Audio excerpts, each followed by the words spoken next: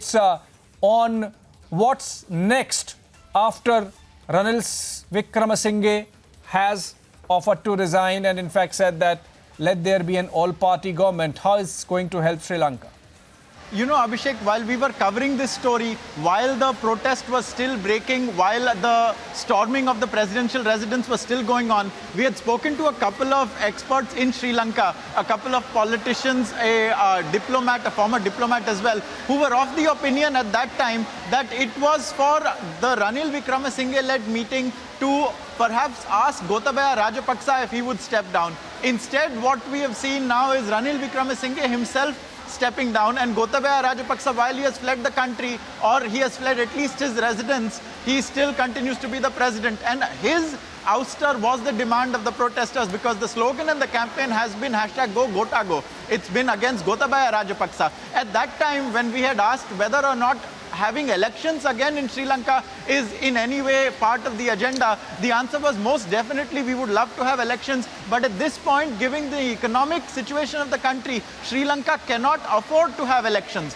And so that was an alarming statement that had come out, that the doldrums in terms of economy are so bad and the situation is so bad at this point that even fresh elections cannot currently be held because there are economic limitations. So now it remains to be seen whether it will be the IMF bailing the country out, for which they will have to accede to certain amount of structural reforms, which the IMF always asks for when it's handing out a bailout, or whether there is some other solution. But this was an unanticipated move, perhaps at least by me and the people that I had spoken to in the afternoon, that Ranil Wickremesinghe would be the one to resign. Now, whether he has resigned because he had also become unpopular owing to taking over a government at the request of Gotabaya Rajapaksa, that could perhaps be a reason, because our voices on the ground in Colombo told us that this had not had a good effect on Ranil Wickremesinghe's popularity either.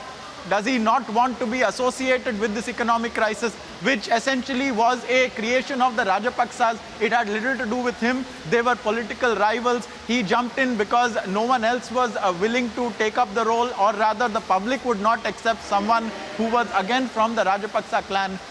Whether that is a reason for his resignation or not, there could be also a political element behind this, that perhaps he does not want to be a part of this economic crisis.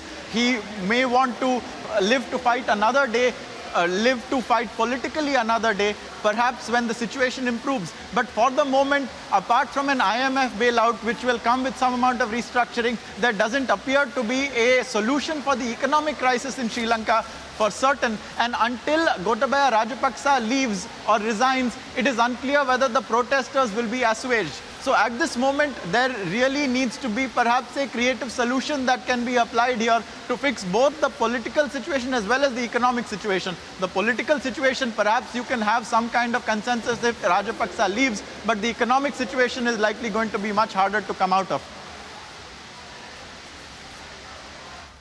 Interesting bit of analysis there by you, Ankit. In fact, Sajat Premadasa, the leader of opposition, I believe, has just tweeted that I wholeheartedly condemn the brutal, inhuman attack on News First Sri Lanka journalists by police officers stationed to protect the UNP. Shame on you, illegitimate Prime Minister. I think this, despite the fact that Ranil has already announced that he is quitting in favor of an all-party government. Ankit, I was saying that perhaps Ranil has become a victim of guilty by association, given the fact that he did not act fast enough to get his government rid of the Rajapaksa clan. But the fact that Gotabaya has reportedly said that he will go by whatever decision is taken by this government or the next government insofar as the fate of Rajapaksas is concerned. He has already moved out. He is offering to resign. I think the protesters should understand that the political process has to move forward. It cannot be a stalemate and then they hope that the economic situation improves. In fact, I believe Sanath Jayasuriya, former Sri Lankan captain and cricketer, is joining us. If the bulletin director can confirm me, Sanath Jayasuriya is joining us over the phone. All right, as we are trying to get him on the phone, he is a celebrity who brings a lot of trust of the people, given the fact that he was one of the key players of the team that won Sri Lanka their World Cup back in 1996. Ankit, whatever Sanat Jayasuriya says would have some traction with the Sri Lankan citizenry. He has been tweeting all day. In fact, he has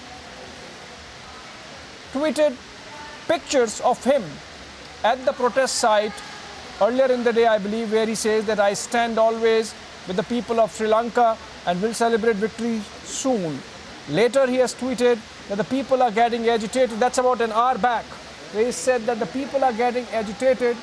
What part of resign or go home don't you understand? Mr. President and Mr. Prime Minister, this is not a Mr. Bean movie. This is real life. You are playing with people's lives. Sanat Jayasuriya clearly taking a very strong position. And interestingly, Ankit, and that's something which I think is resonating on the ground as well. What I was saying, Ranil might have become a victim of guilty by association, because Sanat Jayasuriya has tweeted a picture of Gotabaya and Ranil smiling, laughing, sharing a joke with each other inside the parliament, I believe. Lahiru continues to be with us from Colombo. Lahiru, coming back to you, we have seen all the protests, all the pictures coming out of Colombo all through the day. My next question to you is the situation little better outside Colombo in rest of Sri Lanka, or is it the same there as well? And the situation is dire both on the count of citizen hardships, like availability of food and law and order in rest of Sri Lanka outside Colombo? No, it is severe outside of Colombo, and most of these people who have flocked to Colombo today are from outside of Colombo, mostly from very, very long distances away from Colombo. Some of the people I talked to said it was the first time that they have been to Colombo, and this is to oust the current government, the current president Gotabaya Rajapaksa.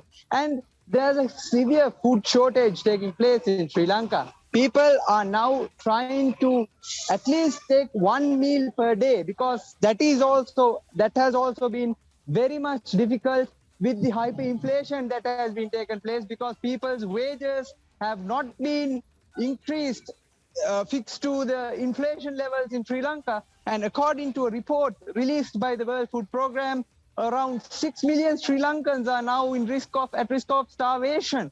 And it has worsened in outside of Sri Lanka, outside of Colombo. But all of these people they have all talked among themselves, saying we have to come to Colombo